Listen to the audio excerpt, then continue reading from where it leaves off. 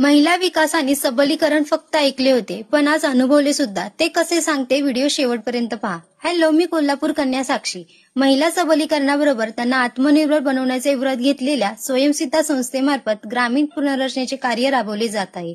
आजीचे बोट धरून आई व नातींनीही उद्योगात उतरले पाहिजे, असा आग्रह स्वयंसिद्धा संस्थेच्या संस्थापिका कांचनताई परुळेकर यांचा होता. पर्यावरणाशी जोडून जगणे व्हावे म्हणून त्यांनी माहेरची झाडी, सेंद्रिय शेती, विषमुक्त परसबाग असे धोरणात्मक उपक्रम राबवले. कांचनताई परुळेकर यांच्या आठवणीत त्यांच्या नावाने एक झाड दारी फुलावे या हेतूने कडवी खोऱ्यातील 100 महिला शेतकऱ्यांची निवड करून रक्षाबंधनाच्या दिवशी फळझाडांची लागवड करून घेण्यात आली. यामध्ये हापूस, केसर आंबा, चिक्कू, आवळा आणि नारळ या झाडांचा समावेश आहे.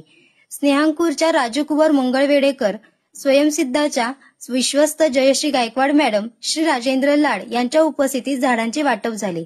व्हिडिओ आवडल्यास शेअर करा आणि फॉलो करायला विसरू नका.